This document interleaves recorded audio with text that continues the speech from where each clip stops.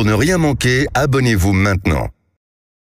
Les vraies voix Sud Radio, le grand débat du jour. Joe Biden estime que l'Ukraine ne peut pas adhérer à l'OTAN avant la fin de la guerre avec la Russie. Pour le président américain qui entame sa visite en Europe aujourd'hui par l'Angleterre, les États membres, je cite, s'engagent à défendre chaque pouce de territoire de l'OTAN, mais le risque semble trop élevé si l'Ukraine entrait dans l'OTAN alors que la guerre se poursuit. Nous serions en guerre avec la Russie, conclut Joe Biden. Qu'en pensez-vous, vous les auditeurs de Sud Radio? Nous vous posons la question. L'Ukraine doit-elle intégrer l'OTAN? Vous pouvez aller sur le compte Twitter de Sud Radio, donner votre avis, ou vous nous appelez 0826 300 300. Bien sûr, et puis pour réagir à cette question que nous nous posons tous, notre invité du jour sera Camille Grand. Et Camille Grand, ancien secrétaire général adjoint de l'OTAN et spécialiste des questions de défense au Conseil européen pour les relations internationales. Bonjour. Bonjour. Bienvenue Camille Grand. Merci d'être avec nous. Alors, vous connaissez le principe peut-être, cher Camille Grand. On fait un petit tour de table rapide de nos trois vraies voix qui nous donnent un premier sentiment et vous nous éclairez après. Philippe Bilger. Si vous le permettez, chers animateurs, je vais poser en réalité, je n'ai pas la science infuse sur ce problème-là et j'ai lu l'excellente contribution de Camille dans le Monde. Ah oui. Et si... d'une certaine manière, je vais permettre un gain de temps. J'aurais aimé vous demander, je comprends absolument le raisonnement que vous tenez, d'ailleurs qui est tout à fait pertinent, me semble-t-il. Ce que je comprends moins bien, c'est lorsque vous indiquez que l'intégration de l'Ukraine à l'OTAN constituera aussi quelque chose de positif au regard de la Russie. A priori, ça peut apparaître un peu paradoxal, mais pourriez-vous expliciter peut-être encore davantage votre point de vue sur ce plan ? Absolument. Sur ce point, je crois que l'intégration de l'Ukraine à terme, on parle bien à l'issue du conflit, permettrait plus de stabilité pour l'Ukraine, plus de sécurité pour l'Ukraine, plus de stabilité pour l'Europe, et d'une certaine manière, et c'est effectivement paradoxal, plus de prévisibilité pour la Russie. Même si c'est évidemment quelque chose qu'elle déteste, il faut se rappeler que l'OTAN n'a jamais été en guerre avec la Russie et que les endroits où il y a une frontière entre l'OTAN et la Russie sont les frontières les plus sûres du monde. Bon, on continue le tour de table. Mehdi Saïdi, vous seriez plutôt tenté de dire c'est maintenant l'intégration de l'Ukraine dans l'OTAN ou pas? En fait, moi je ne sais pas si c'est le moment opportun, mais une chose est sûre, c'est que je crois que ce serait peut-être une cause de casus belli, je crois, pour la Russie. Peut-être qu'elle doit l'intégrer, peut-être, mais je ne suis pas sûr que ce soit le bon timing. Peut-être attendre que la guerre termine, sauf que ça fait plus de 500 jours. Oui, c'est ça. On ne sait pas quand est-ce que ça va s'arrêter. Mais je crains que ça réouvre les hostilités. Vous avez peur que ça ouvre les hostilités, vous, Tom Cannon ? Je sais pas, mais en tout cas, ça me semble être une évolution naturelle. Effectivement, la délimitation, on pourrait dire géopolitique d'une certaine façon, elle va dans ce sens-là. Et les Ukrainiens, de toute façon, en tout cas, le gouvernement ukrainien actuel le souhaite, et ça fait déjà plusieurs mois qu'ils en parlent. Donc ça me semble effectivement être une clarification. Et sur la prévisibilité, je suis assez d'accord. À mon avis, le risque nucléaire dont on a parlé beaucoup à plusieurs reprises du fait des paroles parfois extrêmement menaçantes et terrifiantes, glaçantes de Poutine, là au moins on se dit que quelque part ça permet de faire poids et contrepoids. Du simple fait que l'Ukraine serait dans l'OTAN pourrait évidemment l'inciter à être un peu moins agressif sur la question du nucléaire. C'est vrai que c'est une question particulière. Vous, les auditeurs de Sud Radio, vous y répondez 0826 300 300 ou sur le compte Twitter. Je vous donne la tendance dans un instant. Camille Grand, moi j'ai une petite question pour vous aussi. Vous avez écrit dans votre article, je crois dans Le Monde, que l'adhésion de l'Ukraine à l'OTAN offre davantage de prédictibilité et de stabilité aussi bien pour les Ukrainiens que pour l'Europe, ce que contredit absolument le président Joe Biden, qui lui préfère envoyer environ une centaine de milliers d'armes à sous-munitions à l'Ukraine en dépit de sa propre législation. Qu'est-ce que vous y pensez ? Vous en pensez de tout ça ? En fait, on voit bien à travers ce débat américain que la question qui se pose, c'est est-ce qu'on veut livrer des armes sans fin à l'Ukraine pour entretenir ce conflit, ou est-ce qu'on veut, le moment venu, quand le conflit se calme un petit peu, parce que la guerre elle est bien ouverte aujourd'hui, faire entrer l'Ukraine dans l'OTAN afin de stabiliser la situation. Et c'est ça le débat. Donc il y a à la fois un débat sur le calendrier, quel est le bon moment, et pour moi c'est évidemment, après un cessez-le-feu, il ne s'agit pas d'entrer en guerre aujourd'hui. Et d'autre part, quelle est la meilleure solution pour stabiliser la situation en Ukraine et sur le flanc oriental de l'Europe. Et là, je crois qu'une entrée de l'Ukraine dans l'OTAN est sans doute la solution la plus stable, plutôt que de surarmer l'Ukraine sans fin ou d'y déployer des soldats. Juste un mot, la consultation que nous avons lancée sur le compte Twitter de Sud Radio, vous continuez de vous prononcer, les auditeurs de Sud Radio. Pour l'instant, vous dites non, pas d'Ukraine dans l'OTAN à 95%. Ah ouais, c'est énorme. Hein. C'est étonnant, je trouve. C'est énorme. Ouais, bah c'est les auditeurs. Je trouve ça étonnant. Philippe Bigère, vous aviez envie de poser une question. À votre avis, Camille Grand, est-ce que finalement ce qu'on prévoit pour le futur, est-ce que ça ne pourrait pas avoir d'incidence en amont sur le conflit lui-même? Quelle pourrait être, à votre avis, la conclusion la plus positive pour permettre au conflit de s'arrêter le plus rapidement possible? Alors en fait, l'adhésion dans l'OTAN permettrait d'éviter que le conflit ne reprenne après un éventuel cessez-le-feu. C'est-à-dire que ce serait une manière de geler ce conflit et de signaler à la Russie qu'il n'y a pas d'intérêt à faire une pause pour reprendre les hostilités, et ça donnerait à l'Ukraine suffisamment de confiance dans sa sécurité pour que l'Ukraine puisse accepter un compromis et une sortie de ce conflit. Donc on a là-dessus deux avantages qui sont clairs. Mais c'est vrai en même temps qu'on est encore dans un moment très militaire dans ce conflit. Les deux parties espèrent prévaloir, et au fond ce qu'on attend du sommet de l'OTAN, c'est plus un signal qu'une décision qui conforte les Ukrainiens dans une forme de confiance qu'ils ne seront pas abandonnés par les pays de l'OTAN, par l'Europe. Réaction au 0826 300 300. Nous allons à Limoges. Benoît, notre auditeur fil rouge aujourd'hui. Benoît, tout à l'heure vous êtes prononcé, vous venez d'écouter Camille Grand, les interventions. Réaction de votre part. Vous dites comme les 95 autres %, non, pas dans l'OTAN.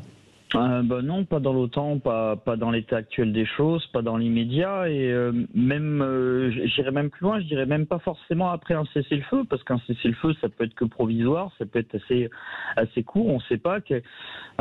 Donc voilà, moi j'ai plusieurs réactions, en fait, j'ai plusieurs choses qui me viennent à l'esprit par rapport à ça.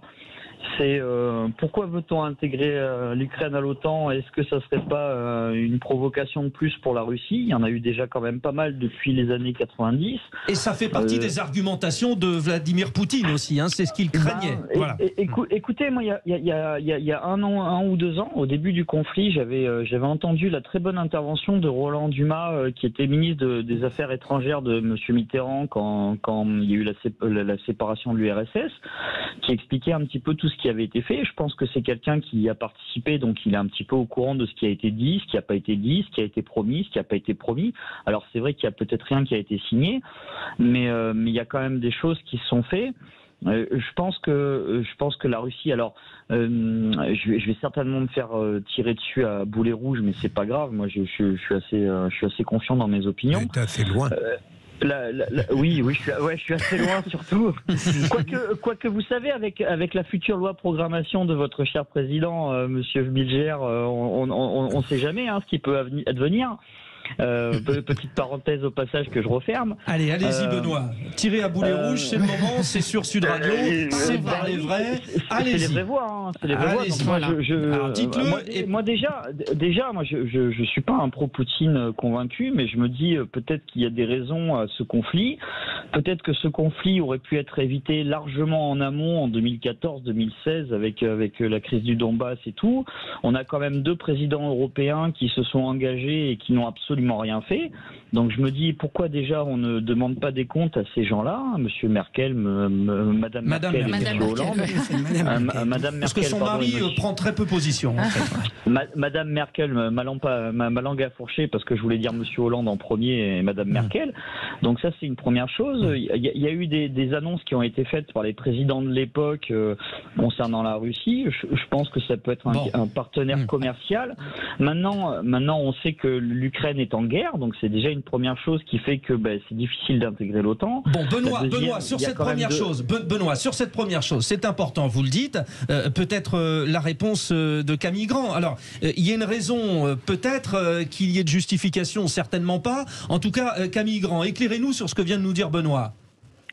Alors, ce qui est vrai, c'est que depuis une vingtaine d'années, les Occidentaux ont fait beaucoup d'efforts pour tendre la main à la Russie, y compris sur le dossier ukrainien. Et François Hollande et Angela Merkel s'étaient donné énormément de mal dans ce qu'on appelait le processus dit de Normandie pour convaincre Vladimir Poutine de chercher une solution négociée à ce conflit. Moi, je trouve que le passé, on peut regarder les torts des uns et des autres, mais ce qui me semble très frappant, c'est que Vladimir Poutine a décidé de cette guerre seul.